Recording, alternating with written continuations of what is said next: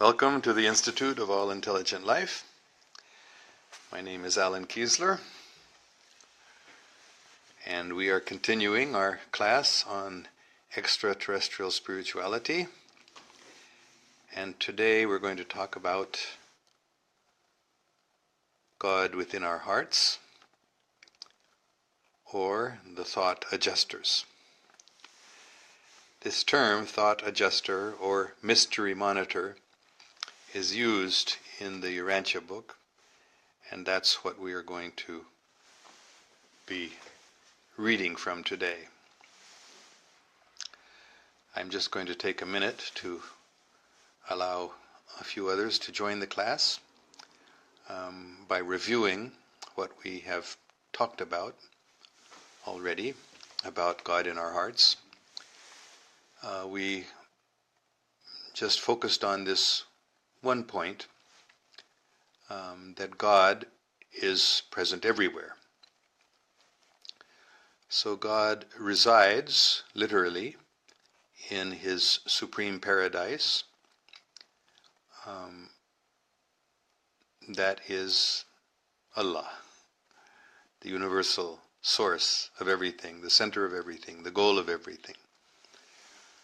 But God, or Allah, or that original source of everything, also exists everywhere, especially importantly within our hearts. And we can experience that presence of God within us by reflection and meditation and prayer. We actually can gradually become aware directly. We can directly perceive the presence of that guide within our hearts. So, as I mentioned in the last class, this presence of God in our hearts is very real, and yet, and this is something which the Urantia Book also says, it's impossible for us to understand. This is the greatest mystery of all mysteries in the universe of universes. And that is, how is it that God, the original infinite intelligence or intelligent infinity, can be present at one and the same time on paradise and everywhere. And that's amazing. But this is the process that we're going to be discussing today, learning a little bit about that mystery of mysteries and how is it that God is present in our hearts. So I'm going to read a little bit from the Urantia Book. Actually, that's the main thing I'm going to be doing today, and I'll make a few comments here and there. But just listen for a while, and then this, I remember when I first read this, I was kind of mind-boggling. I was really amazed. So maybe you will be amazed also, but just be patient, because these ideas are new. At least for me, they were very new. There was a little bit of awareness of this idea I had before, but a lot of it was very, very new. So here is a brief introduction to the Urantia Book's description of the thought adjuster or the mystery monitor. These are the two main terms that the Urantia Book uses for God within our heart. So I'm going to, again, as I did previously, I use the word Allah when describing that original source of everything. The Urantia Book calls Him the Universal Father, but I'm not using that word because of the misunderstanding that can arise from the use of the word Father, because we think about our fathers as that person who was married to our mother and produced us. But that's not how Allah produces us. So therefore, I'm not using that word Father, but instead Allah. Okay, here we go. Although Allah is personally resident on paradise, at the very center of the universes, He is also actually present on the worlds of space, in the minds of His countless children of time. For He indwells them as the mystery monitors.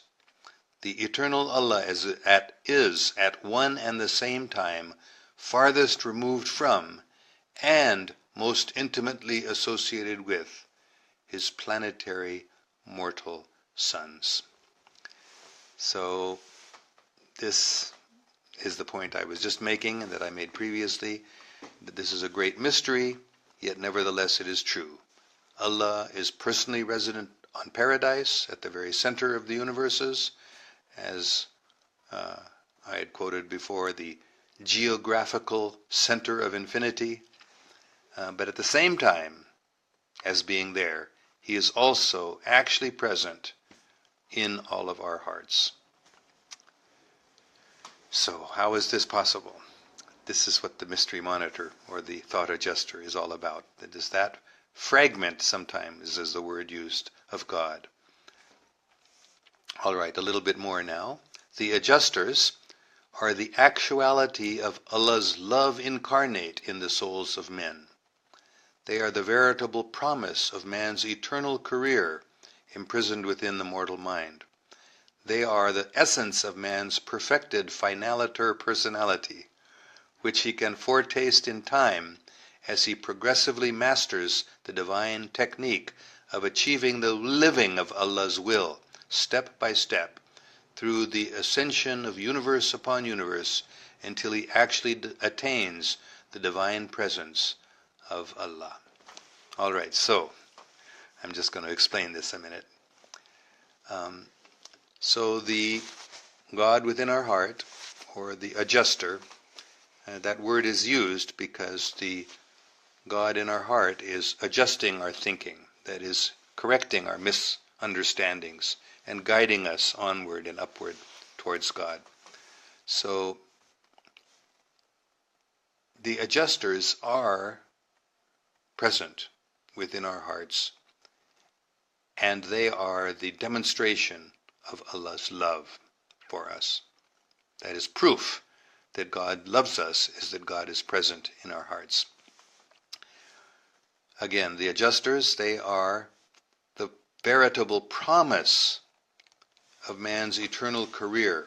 So we have an eternal career. That is, we are progressing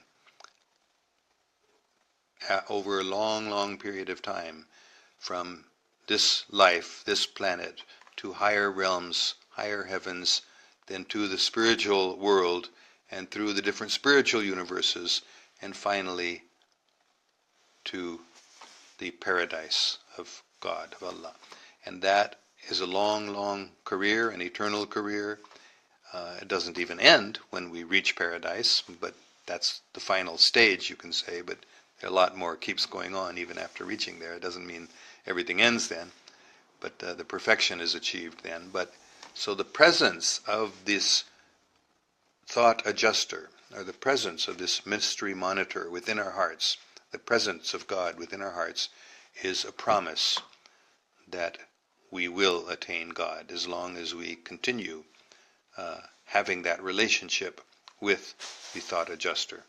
And as we gradually work together with the adjuster, and ultimately, well, let me just read this.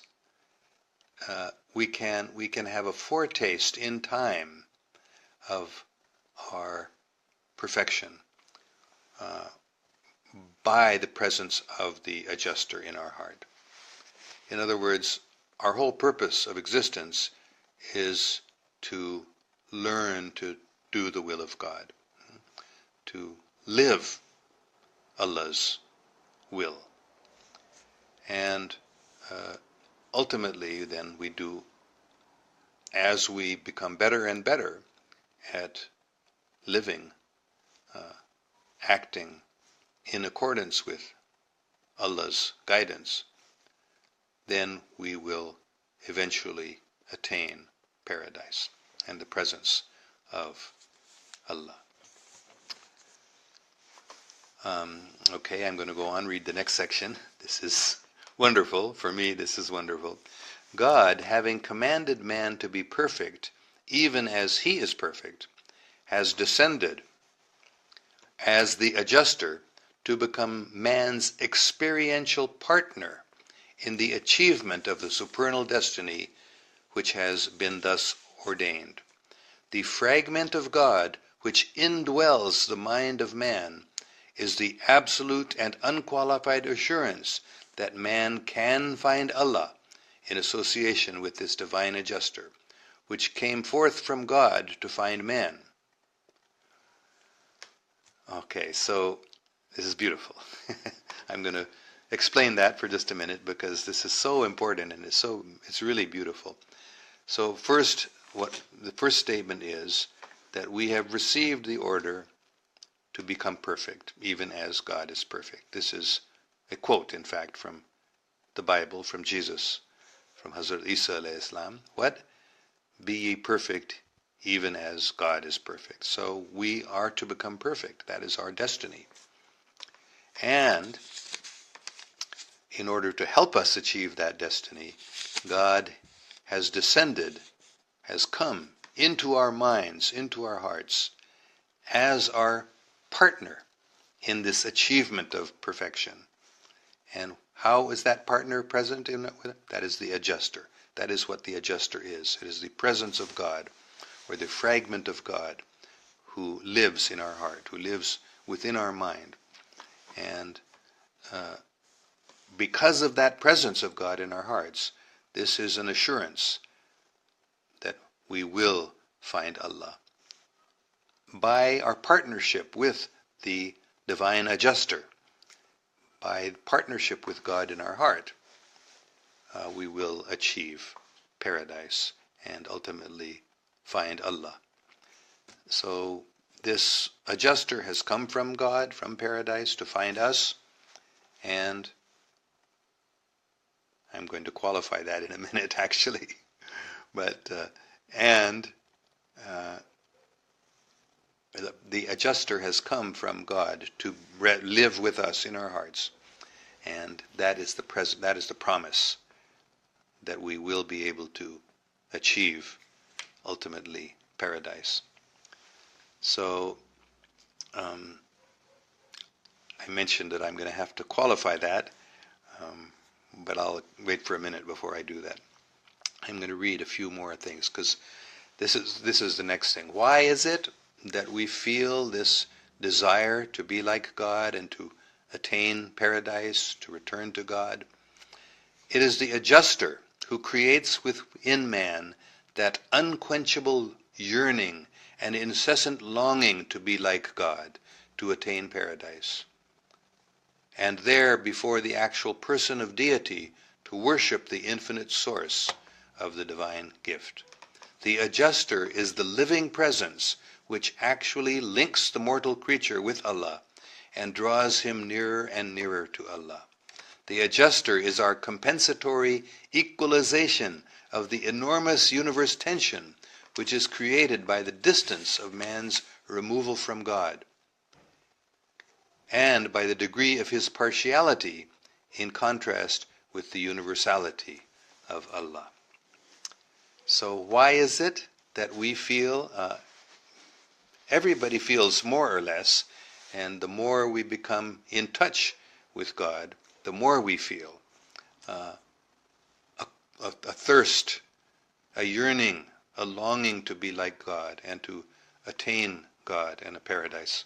So it is God in our heart who is giving us that longing, who is giving us that desire to become like God so that we can return to God. So the adjuster, again, this is a word we're going to need to become familiar with in this course, because that's the word I'm going to be using for God in our heart. That's the word the adjuster. The adjuster is the word that the Urantia Book also mainly uses to describe this presence of God in our heart. The adjuster is the living presence which actually links the mortal creature with Allah and draws him nearer and nearer to Allah. So the adjuster, the Supersoul, God in our heart, is actually the presence of the divinity within us, drawing us to Him and linking us with Him. So there's a big difference between us and God. There's a long distance between us and God.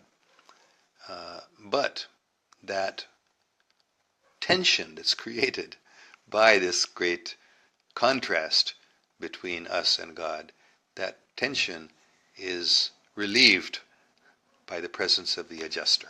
In other words, God is far, far away, but God is also present within us as the thought adjuster.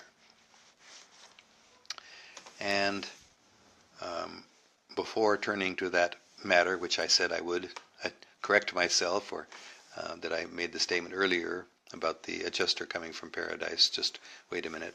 But there's one last thing I want to read before that. The adjuster is an absolute essence of an infinite being, imprisoned within the mind of a finite creature, which, depending on the choosing of such a mortal, can eventually consummate this temporary union of God and man, and veritably actualize a new order of being for unending universe service. Wow. So, the adjuster is actually God. Well, maybe or maybe not, but there's no other way we can describe it. We can't really understand the adjuster, but the only way we can understand is to say that it is God. But this is the amazing thing. This adjuster agrees, we can say, to become imprisoned within the mind of a finite creature. That is an amazing idea, but this is what happens, that God comes within our minds, within our hearts, and agrees to remain with us.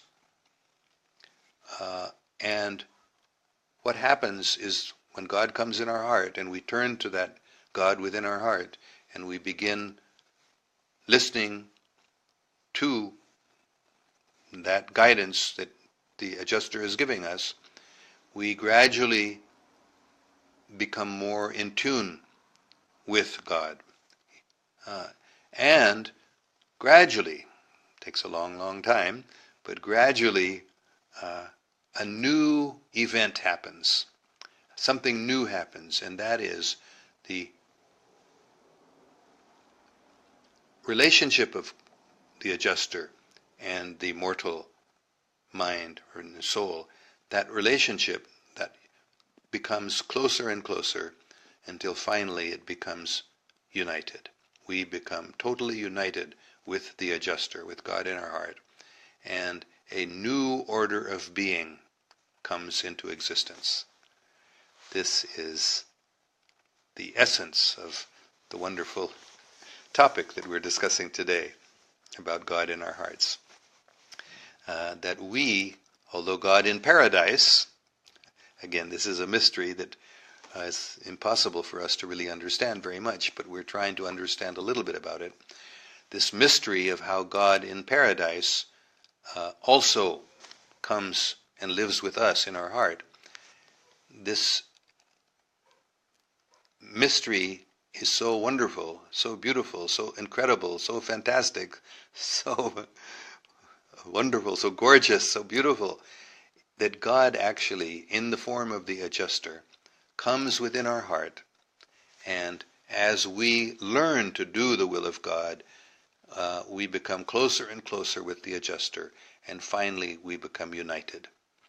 And that is a new creation, that total union of the adjuster with the mortal, formerly mortal creature. Because when we become united with the adjuster, then we are no longer mortal, then we become eternal. We become partners with God, and we become actually a new order of being, a new type of existence for unending universe service. That's not the end. Sometimes people think when we become one with God, that will be the end. No. When we become one with God, that is the beginning of a new type, a new level of service, a new level of existence. So I said, this is going to be something amazing. That's the essence of this. Okay, now I'm going just to move to, although that may be enough, but I'm just going to briefly mention, since I said I would do it before, we'll continue with this discussion of God in our heart in future classes also, because this is a big topic. But I just want to talk about one more thing, because I mentioned that the adjusters come from paradise, but, and this is incredible sort of information, but that wasn't quite accurate, so I'm going to explain now why I said that I had to modify that statement. So this is how the Urantia Book proceeds to describe the origin of the thought adjusters. Since thought adjusters are of the essence of original deity, no one may presume to discuss authoritatively upon their nature and origin. I can only impart the traditions of Salvington and the beliefs of Uversa. I can only explain how we regard these mystery monitors and their associated entities throughout the grand universe. Okay, so now I read that just as it is, first to kind of boing, almost like a shock. What is this? Salvington and the beliefs of Uversa. So the original abode of our universe, that is the place of residence of the co-creator of our universe, is called Salvington. So there are traditions from there. And there are also groupings of universes. In other words, universes or galaxies, whatever word we want to use, because they have different meanings. Universe can have different meanings. But if we talk about our universe or our galaxy, which is the creation in which we live, this universe, or this, whatever you want to call it, is only one of millions of or billions of universes. We can't really count them all. But at the present stage of development within time, there are 7 groupings of universes, let's call them. And they are called in the Urantia Book super universes. So there is also a capital planet, you might say, of each of those super universes. So Uversa, I don't even know if I'm pronouncing it correctly, is the name of that place. Like Salvington is the name that's given to the capital of our universe, Uversa is the name of the capital of our super universe. So what we are being explained here is that how can we talk about this greatest mystery of mysteries, the thought adjuster? So we can only, the author of this paper is explaining, we can only repeat what we have heard on Salvington or Uversa. Because this author of this paper, if I'm remembering correctly, is from Uversa. So he can't really explain more than what he knows, what he's learned. So, but we'll continue reading. Though there are diverse opinions regarding the mode of the bestowal of thought adjusters, there exist no such differences concerning their origin. All are agreed that they proceed direct from Allah, the first source and center. They are not created beings. They are fragmentized entities constituting the factual presence of the infinite God. Together with their many unrevealed associates, the adjusters are undiluted and unmixed divinity, unqualified and unattenuated parts of deity. They are of God, and as far as we are able to discern, they are God. All right, so it's a big mystery. Nobody can really understand very much about these thought adjusters, the individualized fragments of God within our hearts. but everyone agrees that they come directly from Allah. They're not created. They are parts of God. They are the factual presence of the infinite God within our hearts, within our minds. And so as far as we're able to discern, they are God.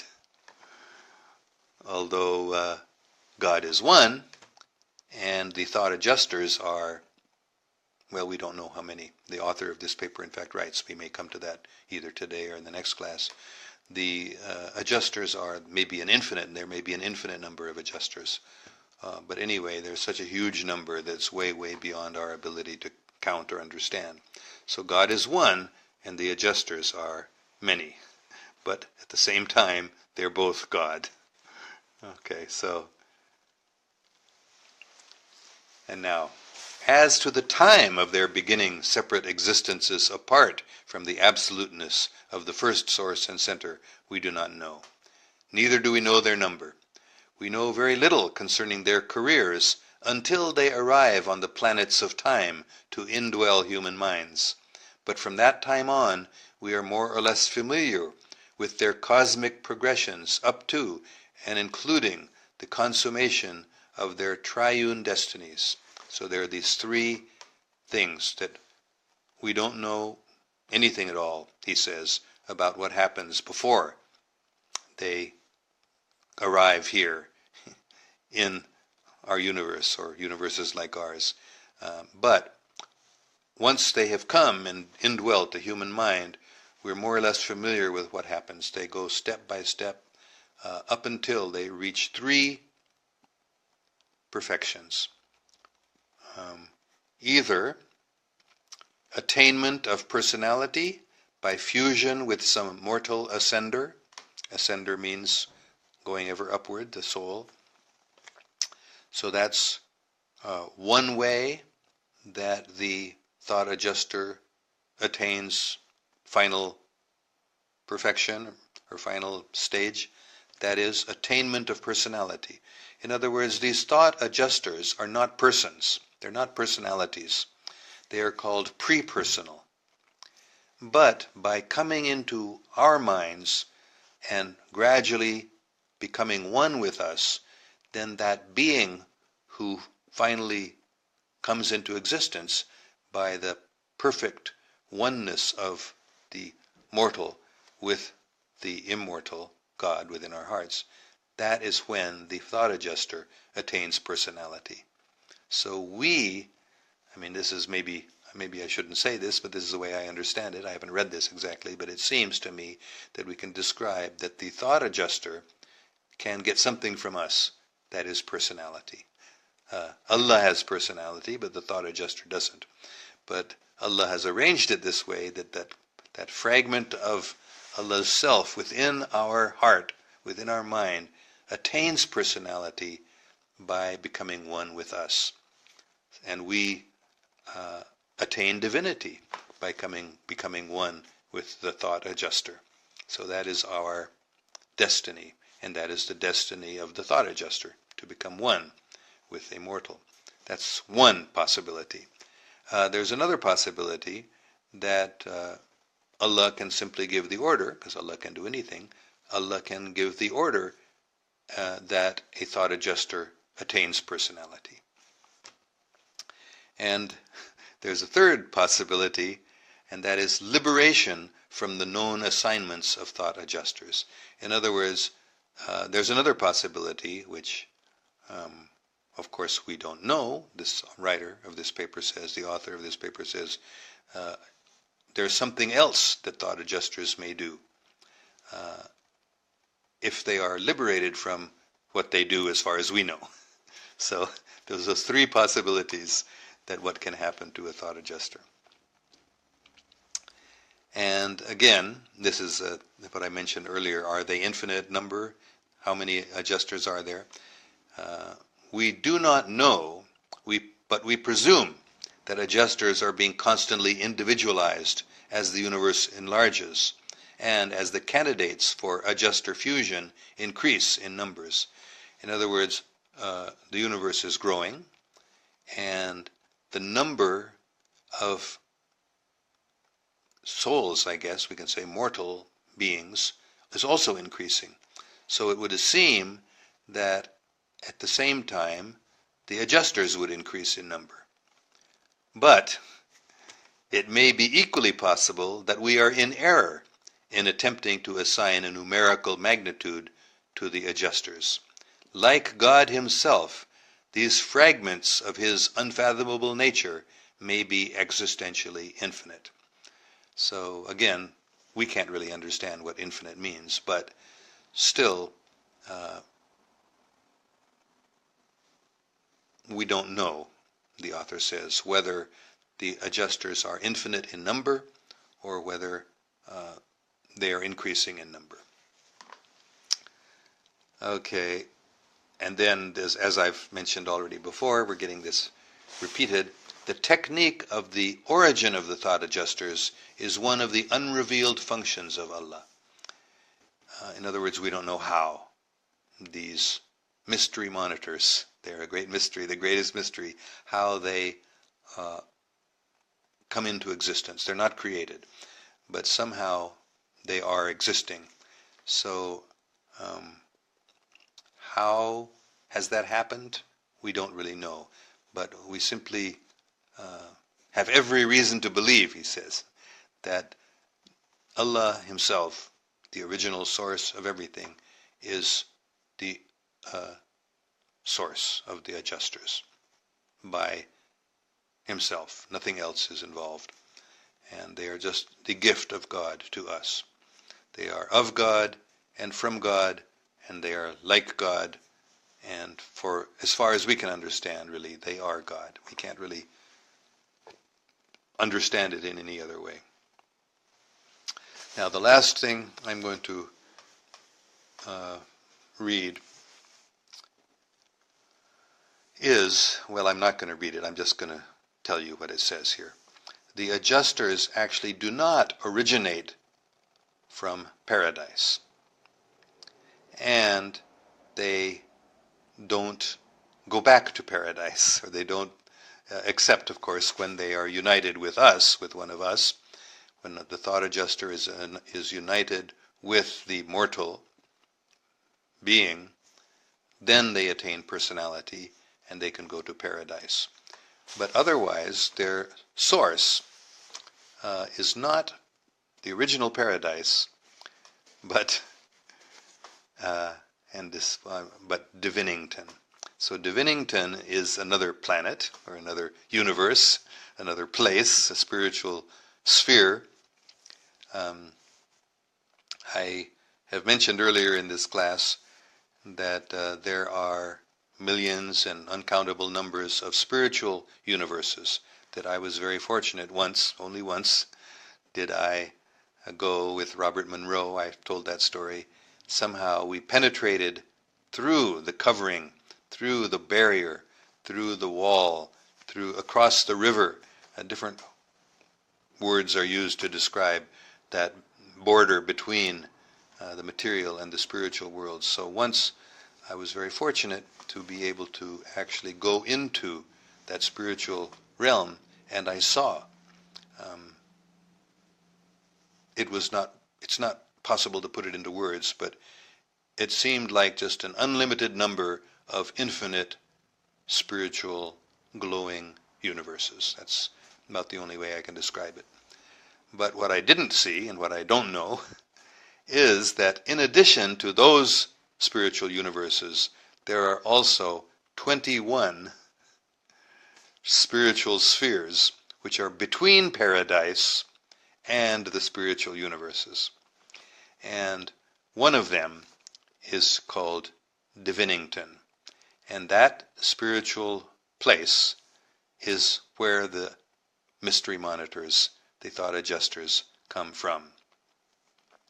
And the author of this paper says, as far as I know, none but adjusters.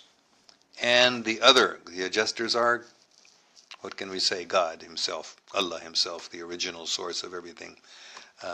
And other entities of Allah have been on that sphere. In other words,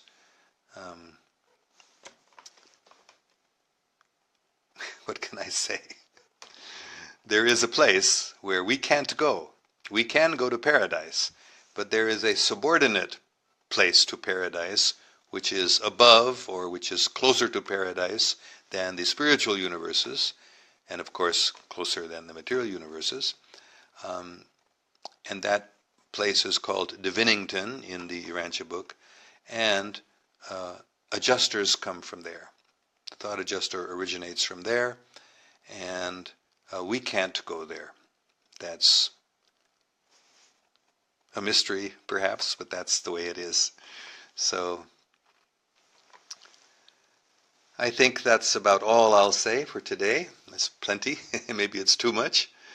But I'll just review very briefly that we have talked about the presence of God within us in a way that may be different than we have ever heard before.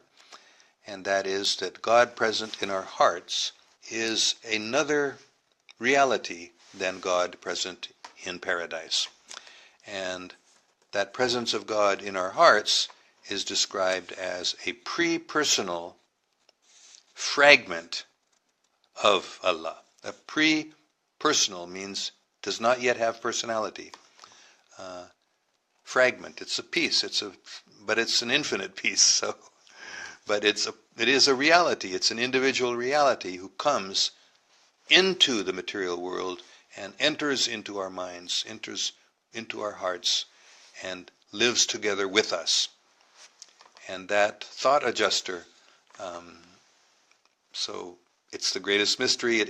It is God, and it's not God. It is God in everything way that we can think about, but at the same time, it's not living there on paradise where God is living, but it's living within our hearts. So that's the first point about the thought adjuster, which is a little bit shocking, maybe even, a little bit surprising, a little bit something we'd never thought about or heard about before. But that's the first point. And then the second point is that this adjuster, this presence of God within our heart, can become fused with us. We can become united with, we can become one with God in our heart. And that creates, not creates isn't the right word, that actualizes is the word the Urantia Book uses. That actualizes a new order of being, a new reality, and that is God and man united. And this new being then begins a new service, a new type of existence, a new type of service of God, and that's our destiny. Okay, so, and then finally we discussed a little about the origin of the thought adjusters, and that is they come from Divinity. They come from this spiritual sphere which is beyond or above or closer to paradise than even the spiritual universes. It's not paradise, and it's not the spiritual universes. It's one of 21 spiritual spheres that exist between those two areas. I mean, this is the way we have to describe it. It's kind of misleading in one sense, but it's the only way we can talk about it, because we're really talking about different dimensions as far as I can understand. But to our understanding, we talk about them as, geographical locations, and these 21 spheres are closer to paradise than even the spiritual universes. And one of those 21 spheres is where the thought adjusters come from. And that is a place where we can't go. It may be that everyone that stays there or lives there or goes there is pre-personal, like the thought adjusters, but we really know practically nothing about that place, that home, you might say, of the thought adjusters. All right, here we will now conclude this. I'm sorry that I haven't been able to get to all the questions from the last class. I've been very, very busy because I'm writing, and I'm trying to finish up. I have a deadline for a book I'm writing. So I'll try to get to as many of the questions that we have today as I can. I'm not going to read them all, like how are you doing and salam and everything. Muhammad Shamsi Tabriz says, Sir, are you know about Hazrat Naimatullah Shah Wali? Yes, I have read about his prophecies. A great seer, a great mystic, and he made many prophecies about the future, which talks about the present time also. He talked about India also, specifically, how Muslims would conquer India. That is talking about the Mughals. That the Christians, the British, would also conquer India and rule for less than 1,000 years, because from 1857, that's really when the British became the legal rulers of India, with the end of the Mughal rule. And then it lasted only 90 years, actually. But the British actually saw these prophecies. They had this book of Naimatullah Shah Wali, which said this, and they didn't like that idea at all, that they were only going to rule for 90 years. So they attempted to destroy all the copies of that book. They burned as many of the manuscripts as they could find, but some survived. But that's why it's not very well known. But the British did not like this idea that they would only rule for 90 years, but that's mentioned. And then it's the existence of Pakistan, the coming of Pakistan into existence is described, and even the separation of East Pakistan from West Pakistan is described, and finally the conquest of India by Pakistan is described. Although, and this is something that I've prayed about a lot, trying to understand if that is a military conquest or it is a spiritual conquest. I much prefer to think about it as a spiritual conquest, because I don't like the idea of so many people being killed, because that would certainly happen. Atomic weapons would probably be used if there is a actual war, military conflict between India and Pakistan. So anyway, Naimatullah Shah Wali does describe how Pakistan will conquer India, and that may mean that spiritually Pakistan will conquer India, that everyone, or the generality of people in India, will understand Pakistan's spiritual position, as I have described it also, as the place where love and truth and justice, kindness and taking care of each other will be established. That's the purpose of Pakistan, where pure-hearted people will gather and re-establish pure Islam. And that pure Islam is not what most people think of Islam, but it's simply the reality of Islam, the eternal reality of Islam, truth, love, justice. And that will be established in Pakistan, and then from Pakistan it will spread to India. So that's how I understand Naimatullah Shah Wali's prediction that Pakistan will conquer India. All right, now Majid Ali Kambo has a long, written in the Persian script here. It's a little hard for me to read on my cell phone here. All right. Har dam waqt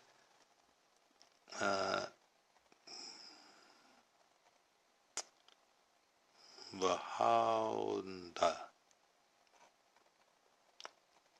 ਅੱਛਾ ਤੁਸੀਂ ਪੰਜਾਬੀ ਵਿੱਚ ਲਿਖਦਾ ਹਰ ਦਮ ਵਕਤ ਵਹਾਉਂਦਾ ਜਾਂਦਾ ਹੈ ਮੁੜਿਤ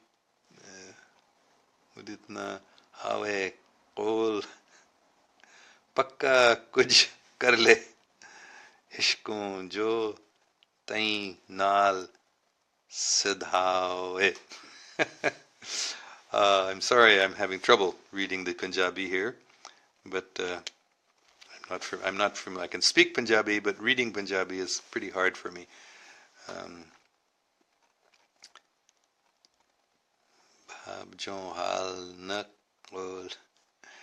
Please forgive me. Majid Ali Kambho Sahib. I'm having too much trouble reading the Punjabi, so I'm going to have to leave that for now. Okay, Sohail Faruqi says, Sir, a man is given second or third chance to improve his destiny or to reach paradise. As in Islam, there is no second chance. We have only one life of some years on this earth to qualify the test for paradise. No, this is a misunderstanding on your part. Very, very few people go directly to paradise from earth. Most people, if they're good people, they go to heaven. They attain a higher place of existence within material realms.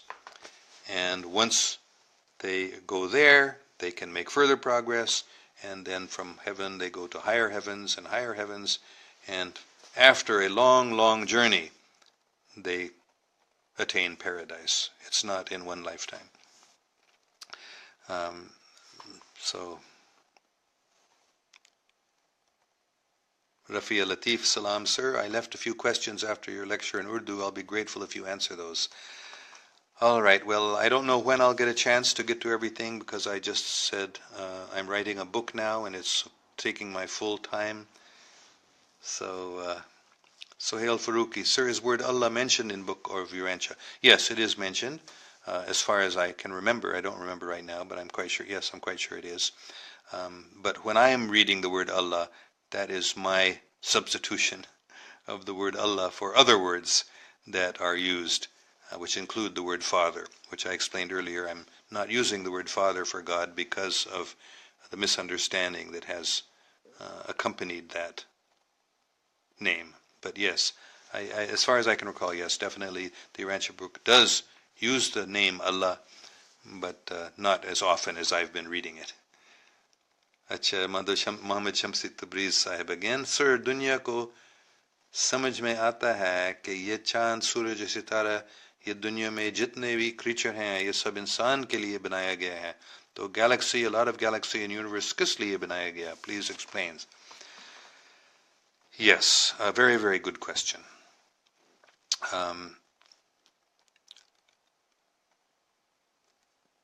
We have to understand that there are many galaxies. There are many universes.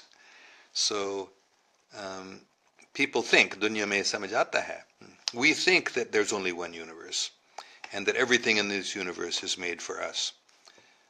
But there are millions and billions of other universes, and they have been made for the insans that live there. They have been made for the people that live there, not us, although we could go there too. We can go to other universes and other galaxies also. But it's a little, human-centered to think that everything in existence is just for us. There are millions and billions of universes, and on every universe there are millions and billions or trillions of stars with planets where people live.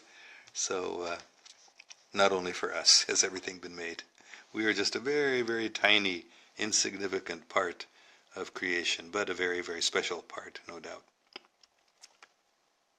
Okay, Sohail Faruqi, sir, the concept you are reading is also present in Islamic Sufi books. I have studied that. The adjuster you're saying is mentioned as soul created from Nur of Allah, present in our heart. Very good. When we discover that soul, it reaches to its source and becomes united. But for me, concept is much to be explained yet. Oh, thank you very, very much. This is wonderful. I wasn't aware. I've not studied Sufi books that much. But yes, this you are saying exactly the same thing that I have been reading from the Urantia Book, that there is a spiritual reality within our heart created from the Nur of Allah. And when we discover that soul,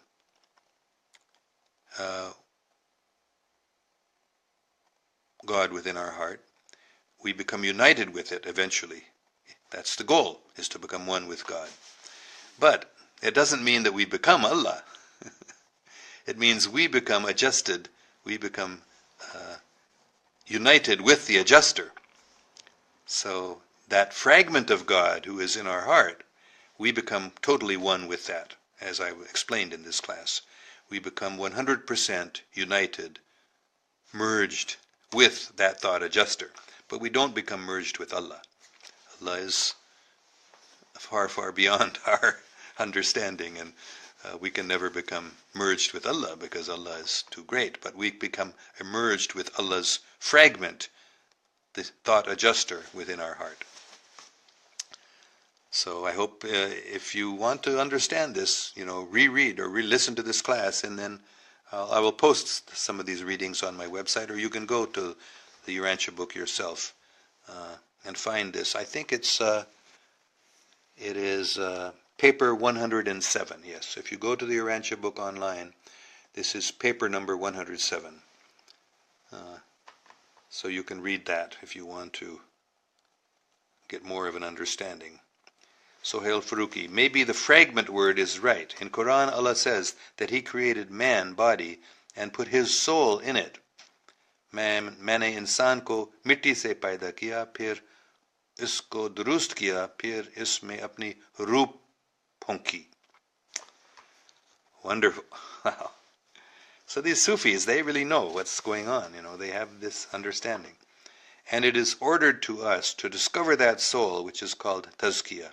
The way to reach the soul are good deeds and meditations. Yes, exactly. This is exactly what I've understood also. That there are two souls. There is my individual soul, and there is the thought adjuster, the spiritual, unlimited soul. We are limited. The thought adjuster is actually unlimited. But our purpose in existence is by good deeds and by meditations and by prayer and by so many activities that help us grow spiritually. Growing spiritually means learning how to do the will of God. Instead of doing what I want, we learn to do what God wants. So as we progress in that path, which is a long, long path of perfection, we eventually, finally, do totally become one.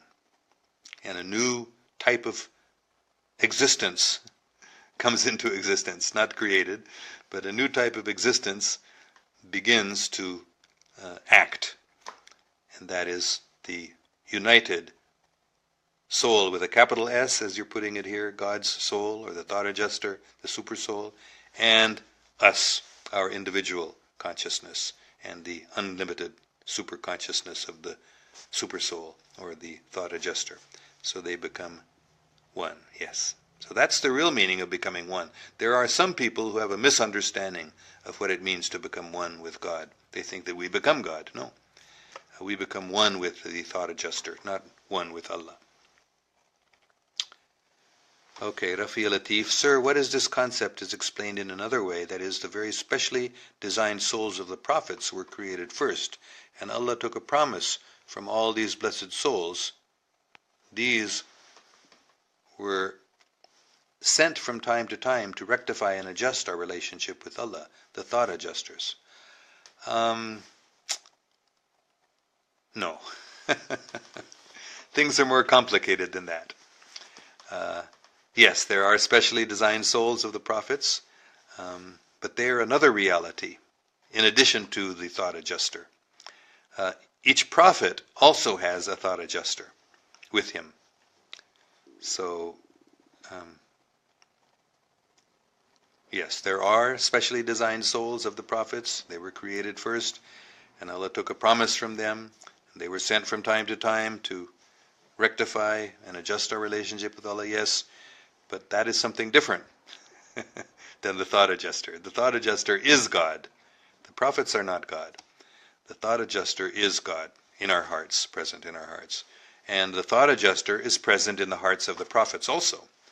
The special soul of the prophet also has a thought adjuster as his companion, like we have the thought adjuster as our companion in our hearts. So it takes a while to understand all of this, but gradually we will. Okay, I'm just going to, okay, we have Saftaraya as a long Urdu, I hope not Punjabi again, yes.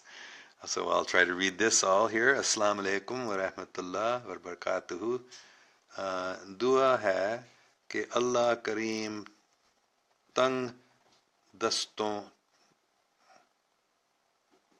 दस्तों के रज़क में वसीयत अता फरमाए, बीमारियों को शिफाए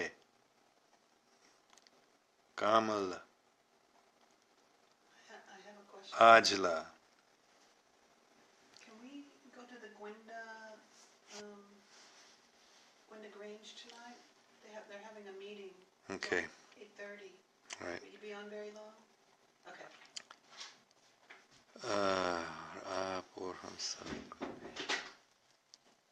और आप और हम सबको हमेशा सब्र व शुक्र और आजिज़ी करने वाला इबादत गुजार बंदा बनाए.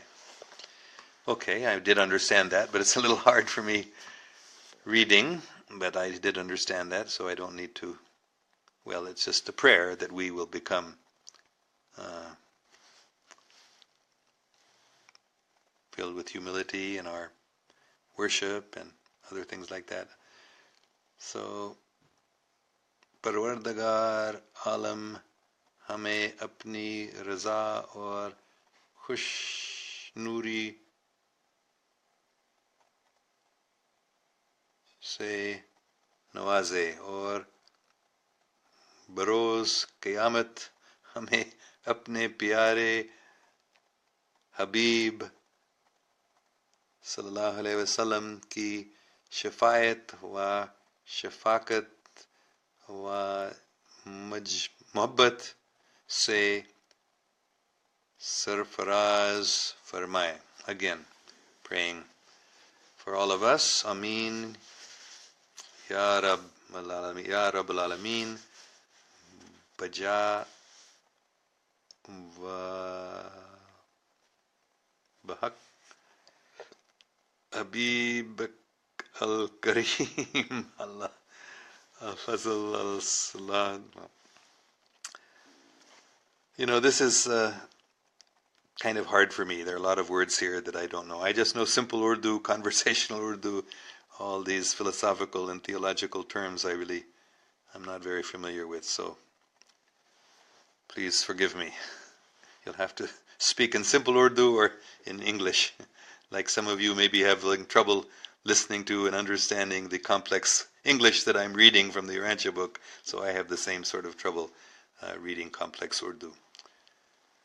All right, let's see if we can get some other questions. Usman Ali, did Allah send messengers for people living in other universes? If yes, are the same messengers who were sent for us?